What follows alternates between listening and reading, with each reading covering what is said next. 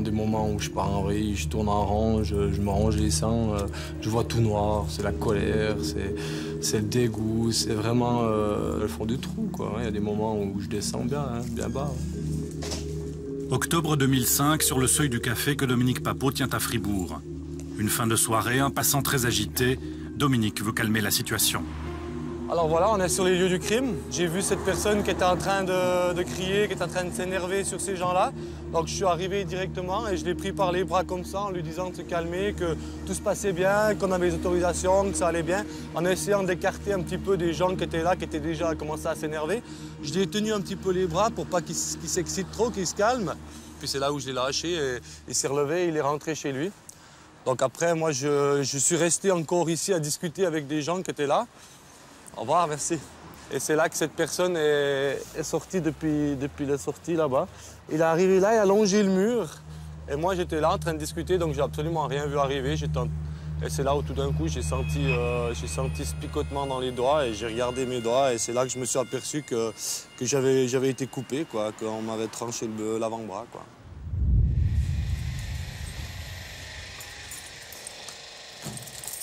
J'ai appris qu'il y avait 3 tendons coupés, 2 artères et un nerf. Maintenant, j'ai des séquelles qui vont rester à vie. Je suis presque plus de force. On est un homme quand même, on a envie d'être en pleine possession de ses moyens et en fait, on sait que jusqu'à la fin de ses jours, ça sera plus comme ça, quoi. Ça fait mal au cœur, ça fait mal à l'esprit, on va dire, parce qu'on se pose la question pourquoi? Pourquoi moi? Bien sûr, j'ai décidé de porter plainte tout de suite. Pour moi, tout acte criminel doit être puni, donc qu'il soit puni pour ce qu'il ait fait, qu'il soit reconnu coupable et qu'il soit puni. C'est la base de la loi, quoi. Son agresseur est soumis à une expertise psychiatrique commandée par le juge d'instruction. L'expert livre son diagnostic. L'accusé souffre de maladie psychique. Il n'avait pas toute sa tête au moment des faits. Dominique se rend tout de même au procès, rempli de l'espoir que justice lui soit rendue. Un café? Pour vous, ça va? Une bière? Un café, une bière? Ouais, j'ai à faire. Le procès a duré environ 30 minutes. Alors ça s'est terminé tout simplement qu'il était reconnu irresponsable, donc il n'a pas pu être jugé, tout simplement. Donc rien. Vous l'avez vu repartir? Je l'ai vu repartir complètement libre, ouais. Pour moi, il n'y a pas eu de justice, donc je me sentais, entre guillemets, abandonné par la loi. Bonne soirée, au revoir, merci. Il habite en face du restaurant, donc c'est clair qu'il est obligé de passer par là. Et c'est clair qu'en sachant que cette personne est juste à côté de moi, ça ne me rassurait pas et ça me mettait plutôt de la colère et des envies d'aller régler mes comptes, quoi, personnellement. Ni l'avocat de Dominique ni le procureur ne se sont déplacés, car la partie était déjà jouée. Selon la loi, un malade mental n'est pas responsable de ses actes. Et quand le psychiatre lâche un tel diagnostic, le non-lieu est quasiment obligatoire. Si le tribunal ne veut pas suivre une expertise psychiatrique, il doit expliquer pourquoi. Alors, comme vous le savez, en tout cas dans le canton de Fribourg, les juges, même s'ils siègent assez régulièrement, ne sont pas des experts psychiatres. Nous-mêmes non plus. Donc, aller à l'encontre d'une expertise, le motiver, c'est vraiment très, très difficile. C'est difficile car voici ce que dit la loi. N'est pas punissable celui qui, étant atteint d'une maladie mentale, de faiblesse d'esprit ou d'une grave altération de la conscience, ne possédait pas, au moment d'agir, la faculté d'apprécier le caractère illicite de son acte ou de se déterminer d'après cette appréciation. On n'a pas laissé tout de même simplement la décision, point, il est acquitté, il ressort de la salle du tribunal comme ça.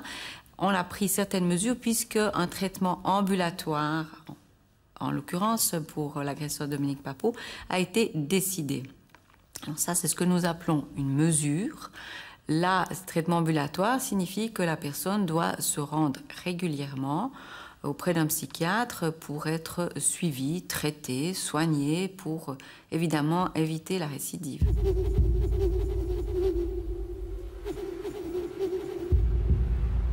Pour moi, c'est clair, l'expert psychiatre en fait, a remplacé la justice, a remplacé le juge. C'est lui qui a donné son jugement et son jugement a été comme un jugement de Dieu. C'est un jugement suprême qui a suppléé tous les autres, tout ce que la police, etc., tout ce qui a pu être établi, ce que les témoins ont dit, etc. Donc c'est vraiment le psychiatre qui a décidé que cette personne ne serait pas jugée. Parce que finalement, une personne qui est connue irresponsable aujourd'hui, si elle fait un crime demain, si elle tue quelqu'un demain, elle sera toujours irresponsable. Là, on a fait le choix de la laisser en liberté. Et pour moi, à ce moment-là, du moment qu'on décide de la laisser en liberté, c'est comme si on lui donnait un permis de tuer.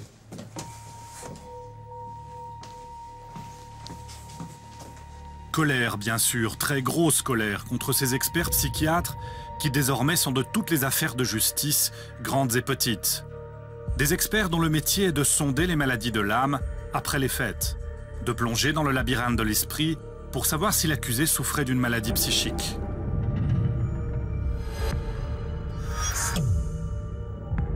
L'accusé était-il sous l'emprise de la maladie au moment de passer à l'acte? Est-ce que son geste était dicté de manière inéluctable, déterminé par sa folie? Voilà ce que le juge demande à l'expert. Et comme son diagnostic à force de loi, le psychiatre est investi d'un immense pouvoir. Ce pouvoir, une affaire en Suisse romande l'a mise en lumière, l'affaire du Grand Pont à Lausanne.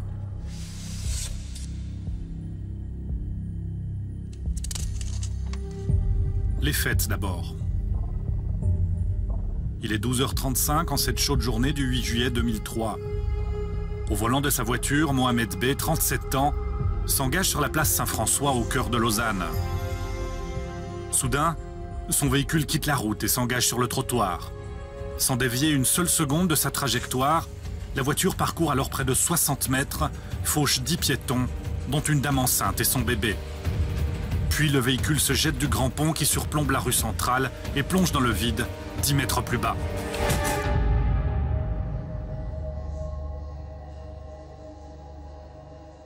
Au total, 7 piétons seront gravement blessés, certains défigurés, les os fracassés et condamnés à vie à l'invalidité. 3 jeunes femmes sont tuées, emportées dans la chute de la voiture.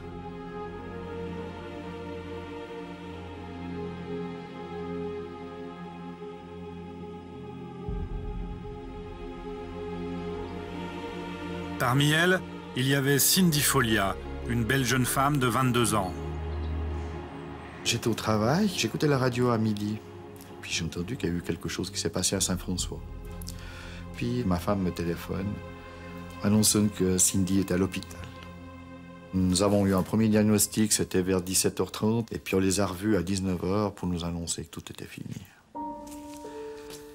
Et là, le truc absolument dingue, une petite infirmière est venue vers moi, m'a donné une feuille A4.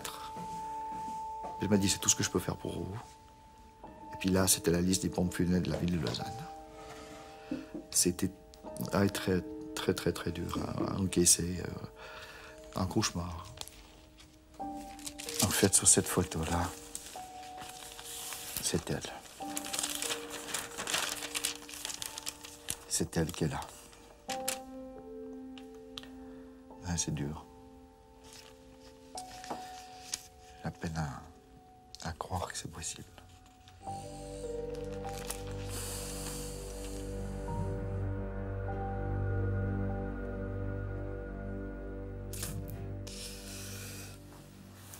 Excusez-moi. C'est une fille qui était très joyeuse, très gentille. Elle a des défauts comme tout le monde. Mais ce qu'il y a, le dernier mot qu'elle m'a dit, en fait, elle était donc à la mezzanine, non sûr. Je ne l'ai même pas vue, c'était le mardi matin. Elle m'a dit, papa, je vais ce soir chez maman, donc t'inquiète pas pour moi. C'est les dernières paroles que j'ai entendues d'elle. Et ça me manque. Ça me manque énormément. Ouais. Mohamed B, lui, s'en tire avec quelques égratignures. Le juge d'instruction ouvre son enquête et l'inculpe d'assassinat. Il ordonne également une expertise psychiatrique. C'est le professeur Jacques Gasser et son équipe qui vont la mener. L'expert conclut à la maladie psychique, à moins que Mohamed B ait été victime d'une inattention. Il est irresponsable.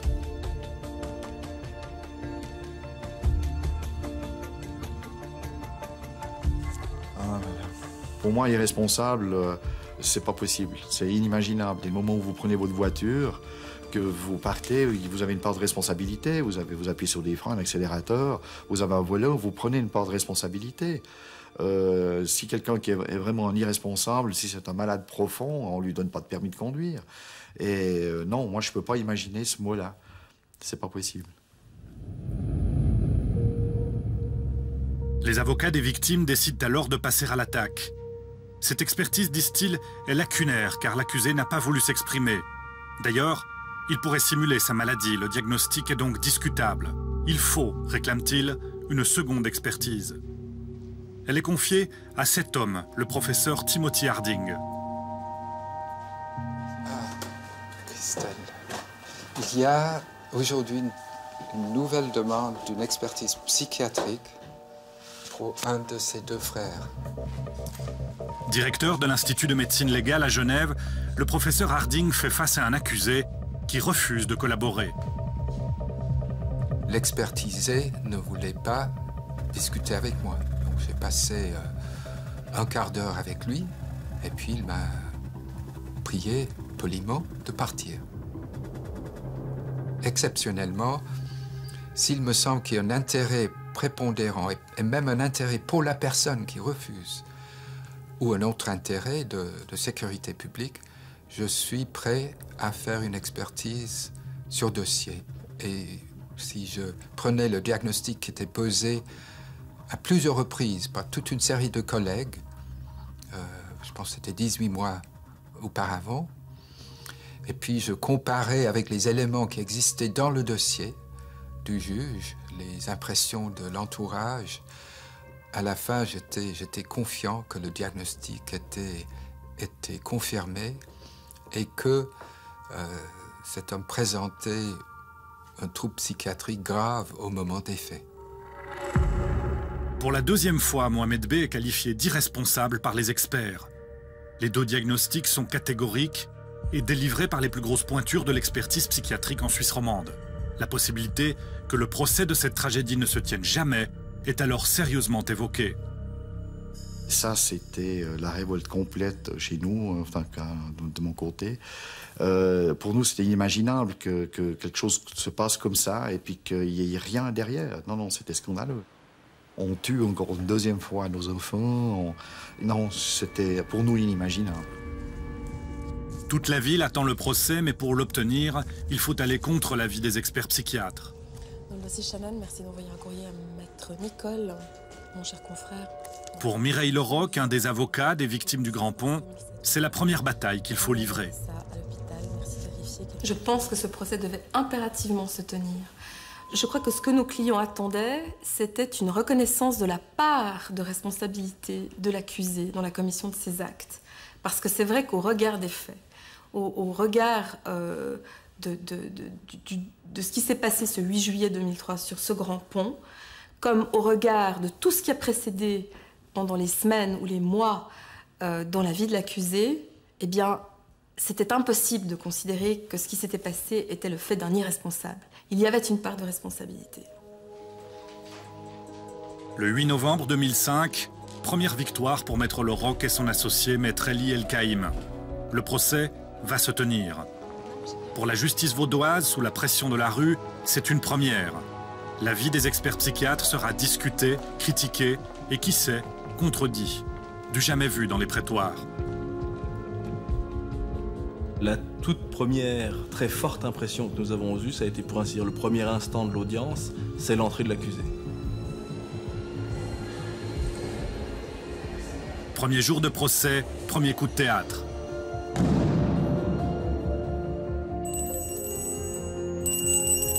Ces experts nous avaient dit que c'était un homme mutique qui ne parlait pas, qui ne s'était pas adressé à eux ou quasiment pas, et qui était très renfermé, qui ne croisait pas le regard.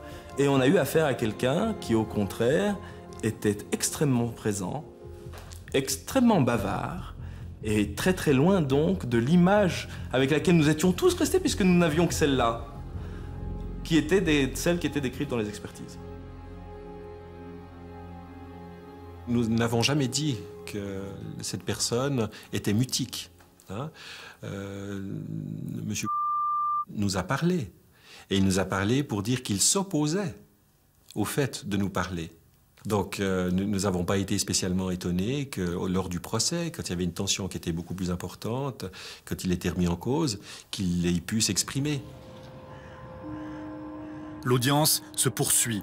Pour prouver que l'accusé n'est pas fou, qu'il est bien responsable de son acte, la partie civile convoque un expert d'un autre genre.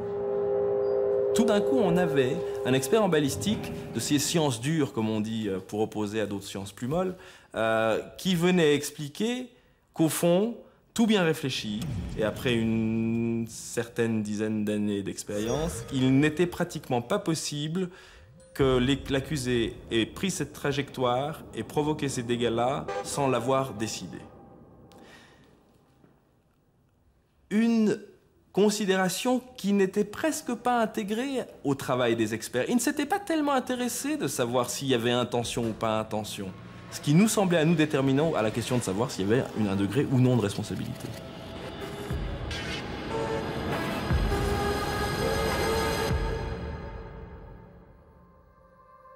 Pour la partie civile, quand on maîtrise aussi précisément sa voiture, on doit forcément avoir conservé un peu de lucidité. C'est une incompréhension de ce qu'est la maladie mentale.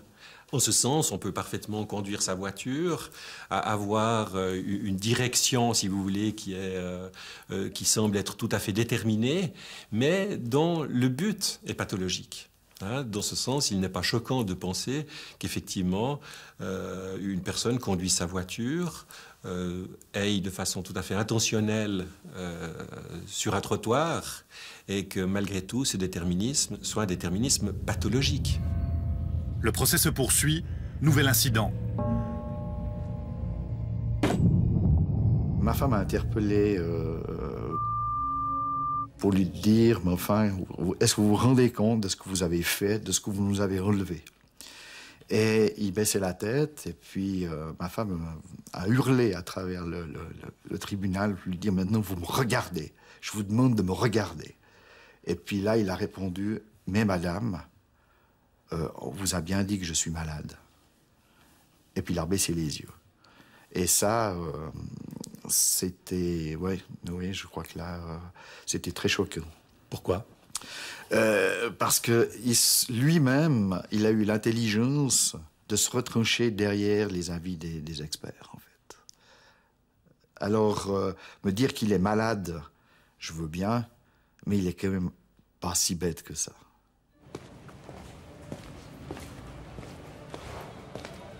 Alors que le vent tourne, que la position des experts de l'âme chancelle, les avocats des victimes sortent un joker. C'est à Versailles qu'ils sont allés le chercher.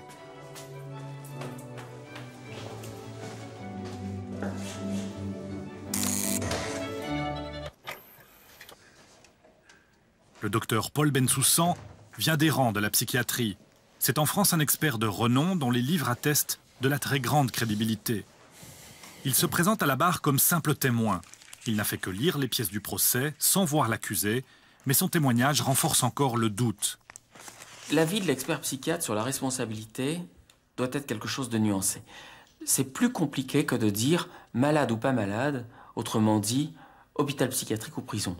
C'est-à-dire qu'il faut savoir s'il y a une proportionnalité entre la maladie et le passage à l'acte.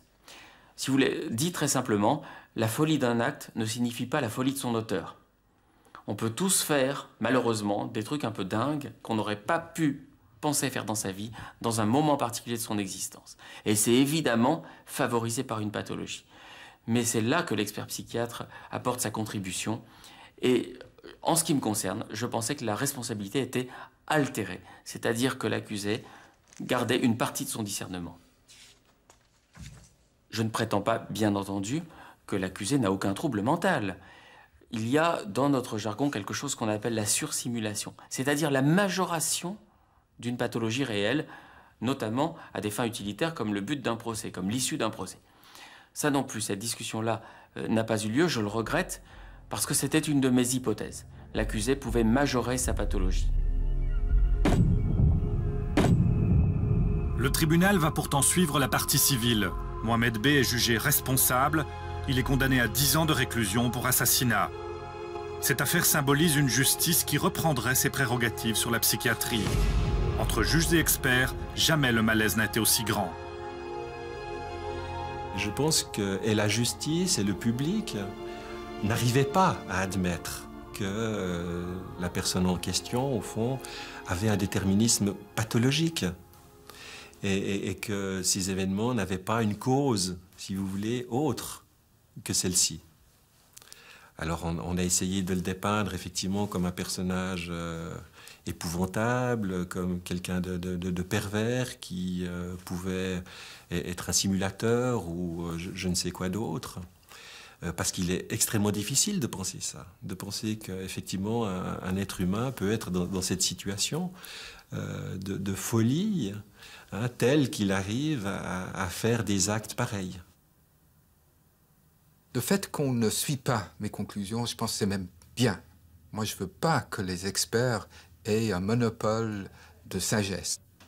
Je pense que c'était plutôt la procédure et l'énorme pression sur l'ensemble des acteurs, y compris les juges, qui, pour moi, était difficile à ce moment-là. Quelques mois plus tard, nouveau coup de théâtre. Après une délibération à huis clos, loin des cris et des pleurs, l'autorité supérieure remet à l'ordre les juges et donne raison aux experts psychiatres. Le premier jugement est annulé. Mohamed B est bien irresponsable et libéré de sa condamnation. Et lorsqu'il nous est arrivé dans l'affaire du Grand Pont de nous insurger un peu contre les conclusions d'experts, c'était parce que nous étions inquiets du trop de pouvoir que soudainement on était susceptible de leur donner. Et je pense malheureusement que l'arrêt de la Cour de cassation a redonné un pouvoir extraordinaire aux psychiatres, pas qu'ils ne le méritent pas. C'est notre justice qui mérite d'avoir des pouvoirs équilibrés. Personnellement, je ne pense pas que ce procès devait se tenir. Dès le moment où on détermine qu'une personne est irresponsable, la logique veut que cette personne ne peut pas répondre de ses actes. Hein, si elle est irresponsable, c'est qu'elle n'a pas voulu et qu'elle n'a pas compris qu'elle était en train de faire quelque chose d'illégal. Donc il est absurde de tenir un procès de quelqu'un qui n'est pas responsable. Et c'est ce que la psychiatrie et la justice ont déterminé depuis maintenant plus d'une centaine d'années et qui est une protection importante, hein, pour différencier des actes qui sont faits par des personnes qui sont responsables des actes qui sont faits par des personnes qui sont irresponsables. Et c'est une protection, hein, de ces personnes, et je pense que c'est une avancée certaine, hein, des droits de l'homme par rapport à cette situation de justice. Symboliquement, Mohamed B est donc libéré, mais dans les faits, être astreint à l'internement, c'est aussi finir derrière des barreaux.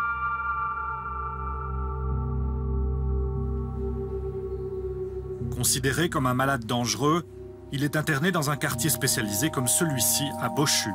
Ici, l'internement, c'est une réclusion sous encadrement psychiatrique. En pleine explosion, les peines d'internement ont été multipliées par 4 ces dernières années. En Suisse romande, une soixantaine de cas sont sur liste d'attente, faute de place et d'établissements spécialisés. Actuellement, nous assistons à une augmentation exponentielle ces dernières années des mesures d'internement. De manière très concrète, je dispose actuellement dans le canton de Vaud, dans des structures de soins psychiatriques, de 21 places. 7 en exécution de peine aux établissements de la Plaine de l'Orbe et 14 pour des détenus en détention préventive à la prison de Thuir à Launay.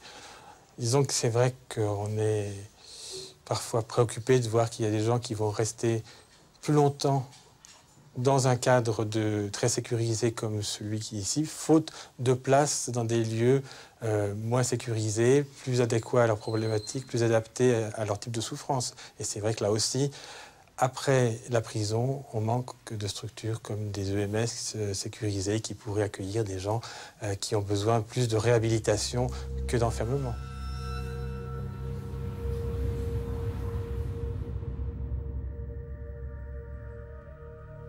Pour ressortir d'un quartier d'internement, il faut passer par une commission. Là encore, le rôle de l'expert psychiatre est capital. À lui de dire, par exemple, si Mohamed B est guéri ou s'il est encore dangereux pour la société.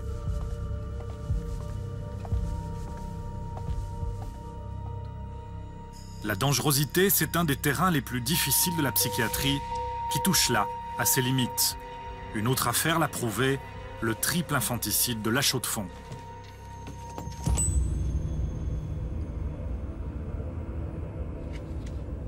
Francis est postier, sportif d'élite et père de 3 enfants.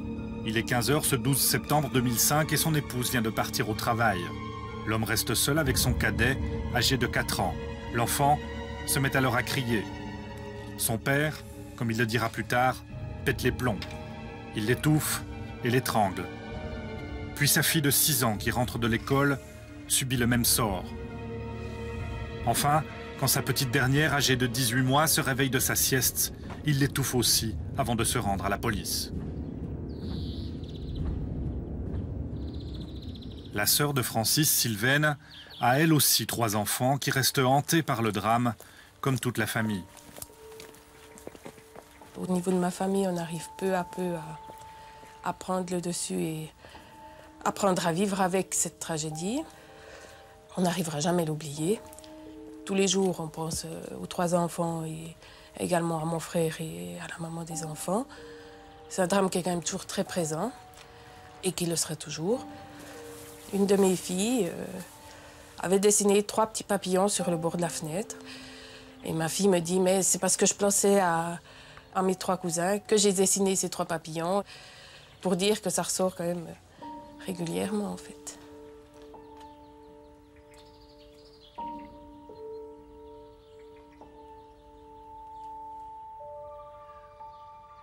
Je garde le souvenir d'un papa adorant ses enfants. Il jouait, il riait avec, il allait les promener avec la poussette. Je pense qu'il en faisait plus que la majorité des pères.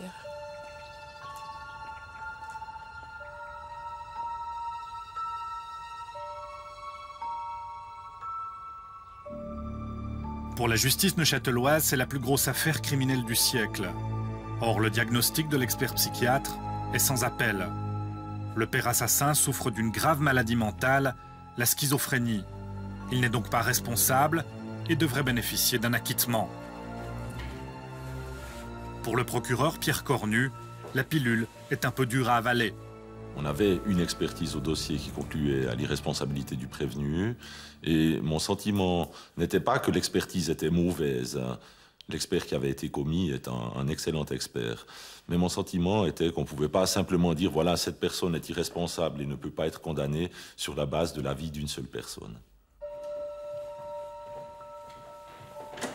J'avais vraiment le sentiment que dans une affaire aussi grave, probablement la plus grave qu'on ait eue dans le canton en un siècle, il était difficile de se dire l'avis d'une personne, un expert, conduira à l'acquittement du prévenu.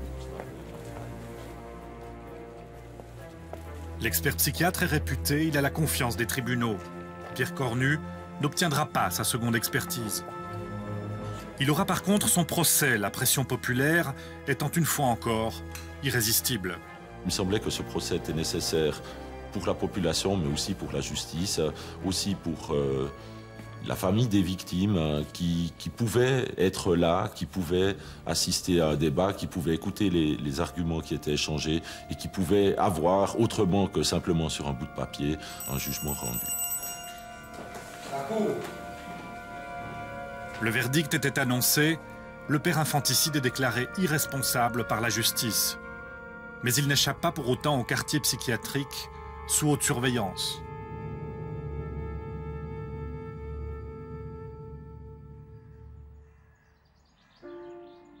Le procès laisse pourtant un goût amer à la famille de Francis. On apprend en effet que le père infanticide était en proie à des délires depuis plusieurs mois, que la maladie frappait de manière évidente.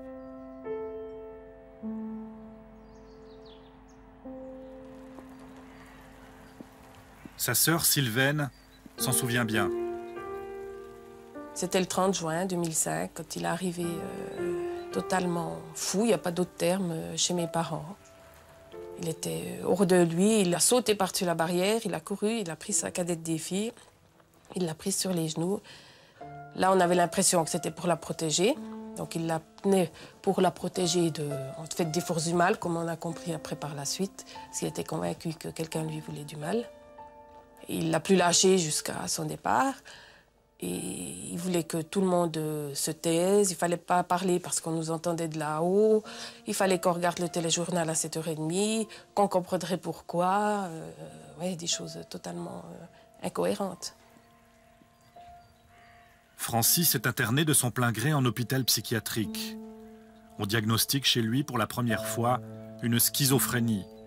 5 semaines plus tard, il ressort de l'hôpital et réintègre sa famille.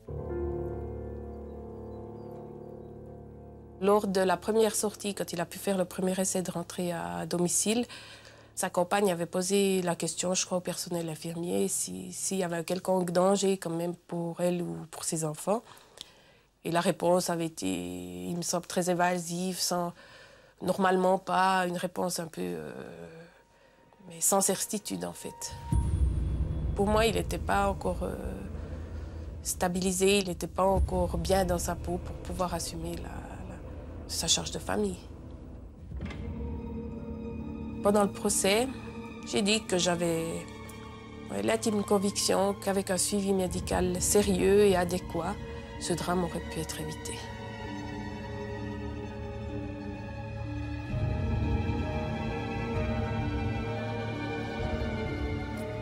Au lendemain de la tragédie, une plainte contre X est déposée. On veut savoir, comprendre ce qui a déraillé. Premier visé, l'hôpital psychiatrique de Préfargier, à côté de Neuchâtel, où Francis a passé son premier séjour. On se sent toujours très mal quand on est l'objectif de plainte ou de visée de ce genre-là, parce qu'il y a des individus que vous pouvez immédiatement identifier comme étant potentiellement à haut risque, et d'autres non. Alors c'est clair, celui que vous identifiez immédiatement, il a généralement déjà des précédents. Il y a des passages à l'acte, des agressions, la violence est connue. D'autres, non. D'autres sont des gens qui, jusqu'au moment de leur décompensation, n'ont jamais été violents, agressifs ou n'ont jamais porté atteinte à une personne. Je crois que c'était le cas de notre patient, il n'a jamais agressé personne. Donc il n'était pas connu pour être violent. Non, je crois qu'il faut rester humble, si j'ose dire ça comme ça. Sinon, on ne lâche plus personne. Je veux dire, si chaque fois l'angoisse est telle et que vous craignez qu'il se passe quelque chose, on n'aura jamais assez d'établissements psychiatriques.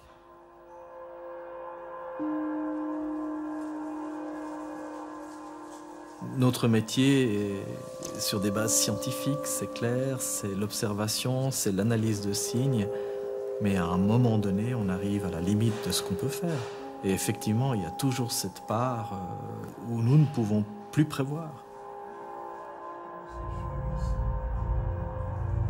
C'est une patiente qui est arrivée là il y a 3 semaines pour des états d'agitation à son domicile avec une dénonciation puis des menaces d'expulsion.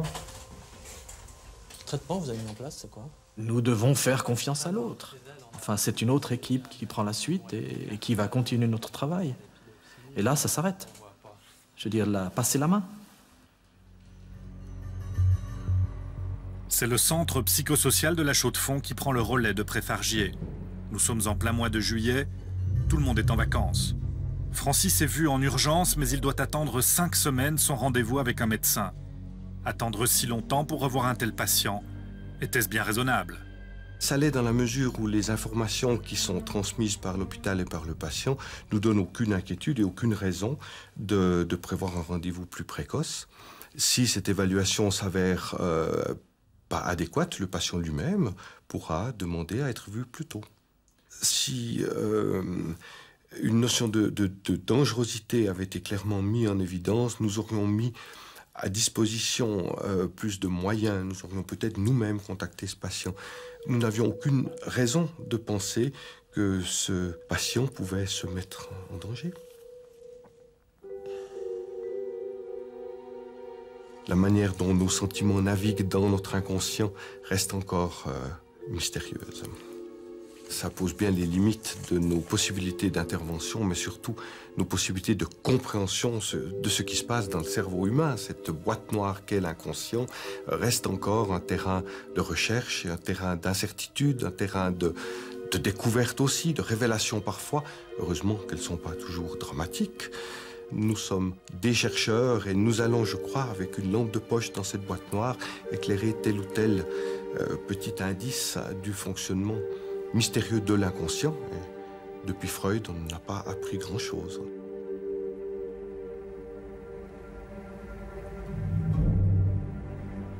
Qu'ils soient thérapeutes ou experts en justice, les psychiatres reconnaissent volontiers les limites de leur science. Il arrive aussi qu'ils ne soient pas d'accord entre eux.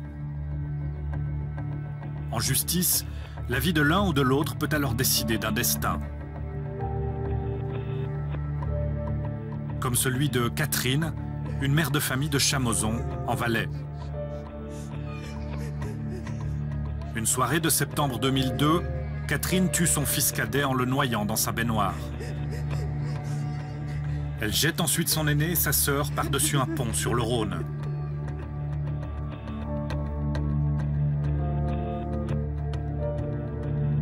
L'aîné sort de l'eau, elle l'embarque avec son autre sœur et précipite sa voiture à pleine vitesse contre une station-service.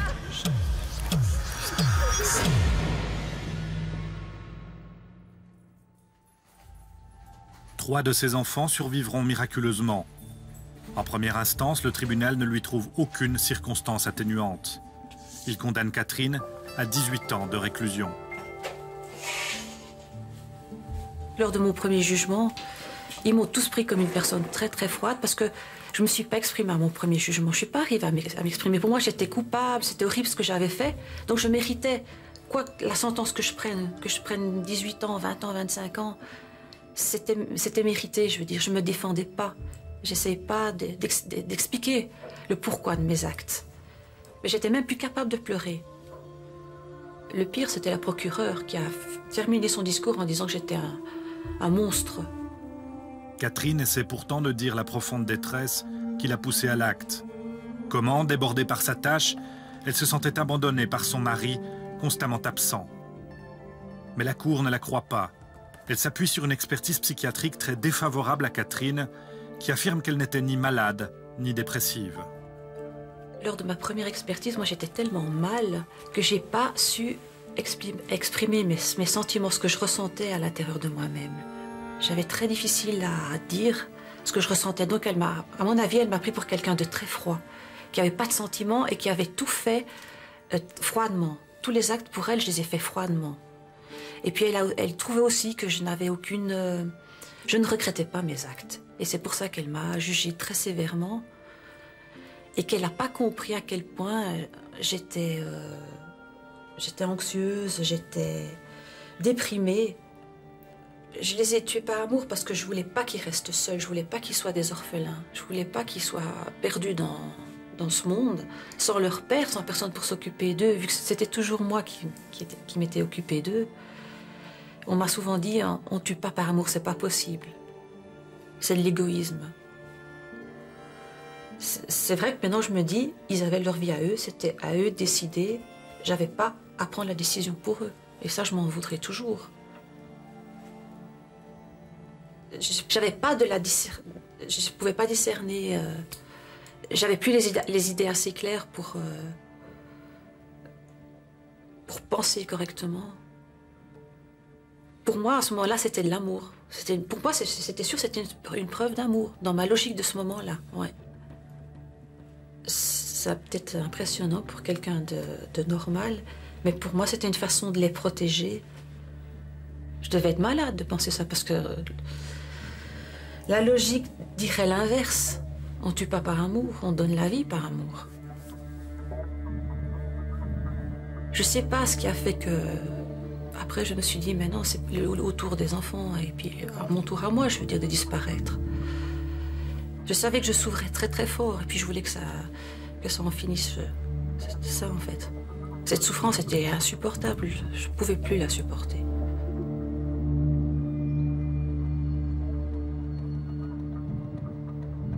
Pour convaincre la Cour de cette souffrance, une seconde expertise dite privée est présentée par le défenseur de Catherine.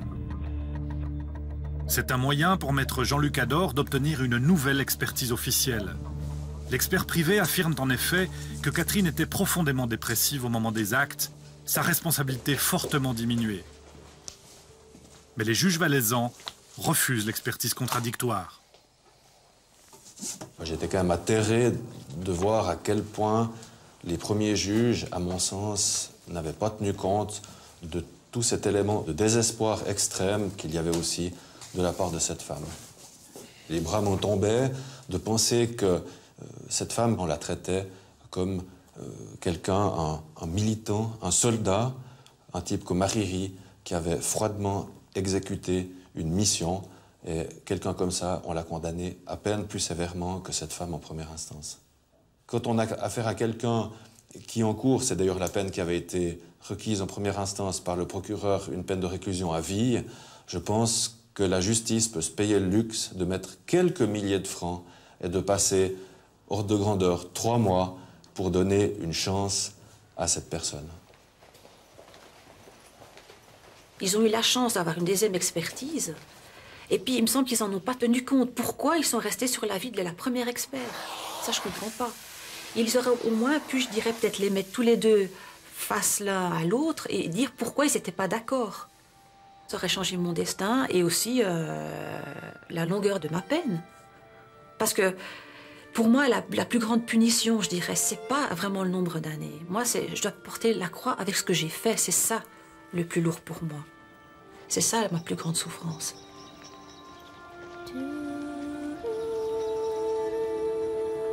Malgré 2 recours, jamais la détresse profonde de Catherine ne sera reconnue. Sa peine a été réduite à 12 ans de réclusion. Il lui en reste encore 7 à purger.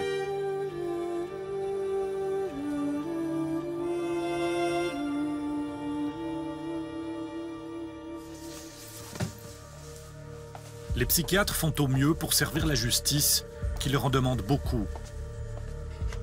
Mis sous pression, il peut arriver aussi que l'expert se trompe, que le juge le suive aveuglément et que la justice trébuche. C'est l'affaire d'Outreau. Qu'est-ce que je ressens, c'est quand même de la colère quand même. Parce que j'ai fait 2 ans et demi pour rien, quoi. Moi, je suis démoli, ma femme est démolie, mes gosses, ils sont démolis. Voilà ce qui en résulte de l'affaire d'Outreau. 13 innocents accusés de viols abominables sur des enfants et jetés à tort en prison. Des enfants dont la parole est d'or, que l'on croit aveuglément, et une machine judiciaire qui s'emballe. Vous avez des mensonges à tous les étages. D'abord des mensonges des enfants, relayés par une mère qui n'avait pas d'autre choix.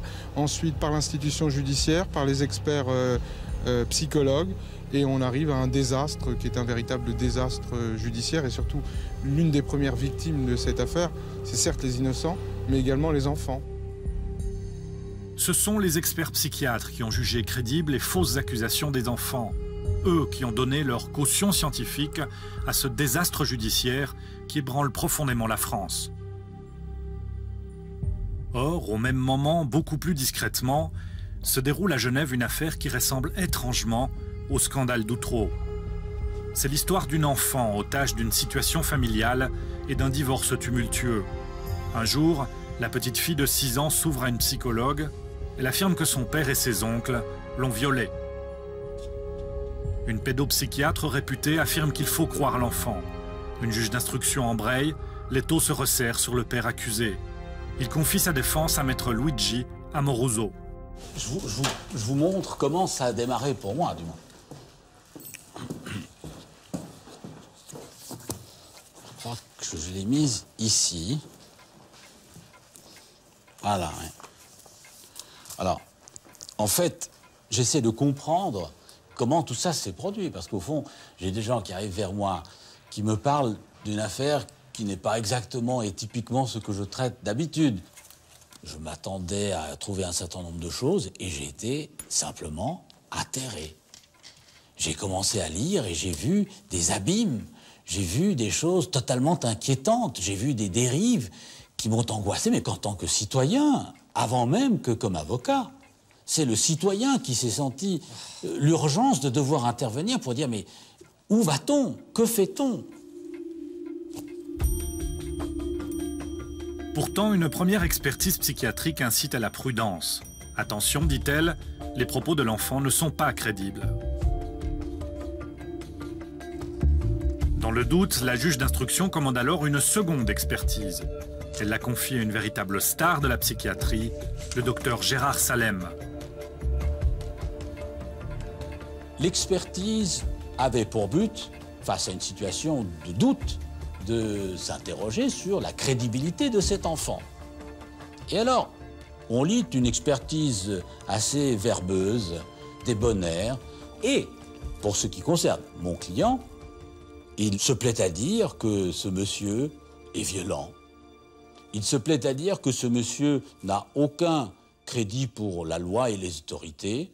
Il se plaît à dire que ce monsieur pourrait très facilement commettre des actes contraires aux bonnes mœurs, qu'il pourrait très facilement exercer du chantage, qu'il pourrait très facilement recourir à des procédures soit contraires aux bonnes mœurs, soit contraires au code, et soit même des attouchements sexuels. Sans donner aucun élément de preuve, sans donner aucune indication, ni dans le passé de l'un, ni dans le passé de l'autre. C'est simplement invraisemblable. C'est à partir de ce moment-là, très manifestement, que la machine s'est complètement emballée, qu'elle s'est d'ailleurs fermée à toute autre hypothèse. À partir du moment de l'expertise Salem, il fallait aller au procès, il fallait possiblement les condamner. C'est l'animal à l'abattoir.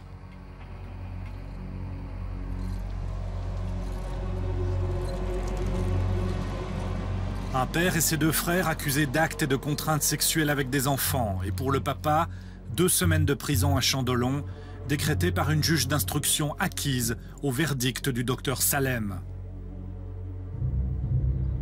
Pour sa faute, j'ai fait la prison. J'étais accusé de la chose plus ignoble. Non, il m'a remis mon existence, mon équilibre. Et après, d'arrêt tout ça, il y a aussi ma famille en Italie, ma famille à gauche, à droite, de mes frères, de mes sœurs, qui sont fait tous pour moi. Voilà qu'est-ce qu'il a fait, lui. Il a fait un ravage. Des morts et blessés derrière, avec ces conneries. C'est ça la réalité.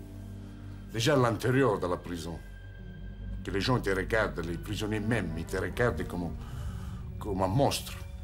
Vous voyez, je veux dire. Déjà. Et déjà, à l'intérieur de moi-même, qui a vraiment un big bang, un conflit. Je dis, qu'est-ce qui se passe ici? En quel monde je vis? Qu'est-ce qui m'arrive? Comment je peux faire une chose pareille à ma vie? Il faut être malade pour faire ça. Non? C'est un résumé d'un film d'horreur. C'était toujours la peur à marcher, à entrer dans un café, que les gens me regardaient, que je me sentais vraiment sale. Je vivais plus, quoi. Je vivais plus. Tout au long de cette histoire, je savais qu'il n'y avait qu'une chose qui pourrait nous sauver mon mari de la prison, un péché qu'il aille en prison, injustement. Et c'était un miracle. Donc je ne faisais que prier tous les jours, prier pour qu'il les juge, pour qu'il les avocats, pour qu'il les médecins, les experts, les psychiatres, ils puissent s'ouvrir les yeux et s'en rendre compte, et prier pour qu'il l'enfant, pour qu'elle-même, elle puisse s'en rendre compte de ce qu'elle était en train de faire. Et c'est ce qui s'est passé. Donc pour moi, il a eu un miracle. Un miracle, en effet. La petite avoue avoir tout inventé, elle se rétracte à plusieurs reprises. L'accusation tombe, les 3 hommes sont acquittés. Nous aurions voulu interroger la juge d'instruction responsable de ce dossier, mais elle a refusé nos demandes d'interview. Quant au docteur Salem, son travail est sévèrement critiqué par les jurés et par l'avocat. Vous m'apportez dans mon bureau la lettre de maître au docteur Salem. Vous l'avez là? Ah oui, très bien. Oui, super. Merci. Ouais, super, merci. Monsieur, comme vous le savez, je suis l'avocat de monsieur qui a été acquitté par la Cour correctionnelle le 23 mai 2006. Du haut de mon ignorance, empreinte toutefois d'un profond bon sens qui vous a manqué, j'affirme que dès la première lecture du dossier, j'avais inéluctablement compris que mademoiselle avait menti, comme d'autres enfants ont menti avant elle, car le mensonge appartient au monde des adultes et à celui des enfants. Mais tout cela me procure aussitôt une terrible inquiétude. En effet, combien d'autres expertises allez-vous encore rendre dans le futur? Combien de fois encore serez-vous appelé à vous prononcer dans des situations aussi délicates? combien de fois allez-vous être confronté au doute, voire au risque d'erreur? Nous avons rencontré le docteur Salem et l'avons invité à participer à cette émission. Il nous a répondu par écrit. Après réflexion, je ne puis que vous confirmer mon refus de participer à votre émission. Le secret de fonction comme le secret médical sont des réalités que je ne puis banaliser. Or, je ne suis délié ni pour l'un, ni pour l'autre.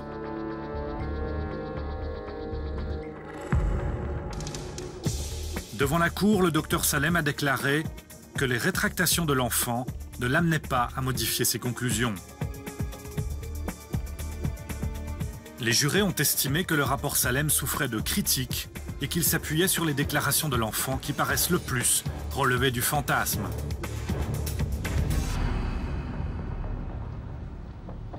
Je pense à tous ceux qui sont dans la même situation que nous actuellement et ceux qui seront un jour dans notre situation. Et je pense que ce seront les mêmes médecins qui feront ces expertises, les expertises. Ce seront les mêmes médecins qui joueront le rôle très important de décider si monsieur un tel est ou non capable de faire de tels actes.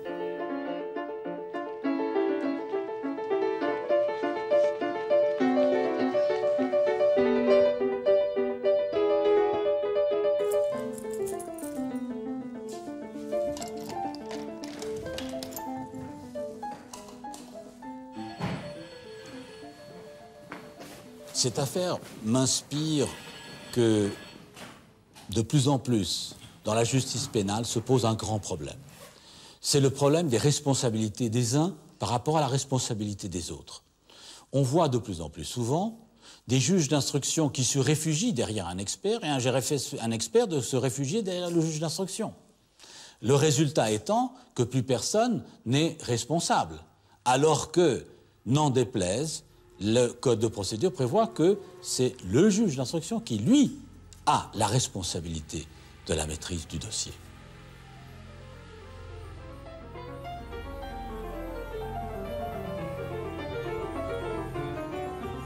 Jamais sans doute la position des experts psychiatres dans les tribunaux n'a été aussi contestée. Jamais non plus la justice ne s'est autant reposée sur eux, leur déléguant une responsabilité que cette discipline médicale n'a jamais demandée. Il était temps peut-être qu'éclate une crise pour remettre chacun à sa juste place. La leçon la plus durable du procès d'Outreau, c'est que les experts peuvent dire avec beaucoup de certitude des choses totalement fausses. Ça a marqué tous les esprits. Les juges l'ont durablement retenu. Les contre-expertises vont être plus facilement accordées à la défense. Le débat entre experts va s'installer. J'ai confiance, on évolue vers du contradictoire. L'expert ne sera plus le roi à la barre du procès, il sera un élément parmi d'autres. Il ne pourra pas être l'unique élément. Je crois que c'est très très bien pour la justice, c'est très bien aussi pour la psychiatrie. Voilà pour la France. Quant à la Suisse, la réflexion ne fait que commencer.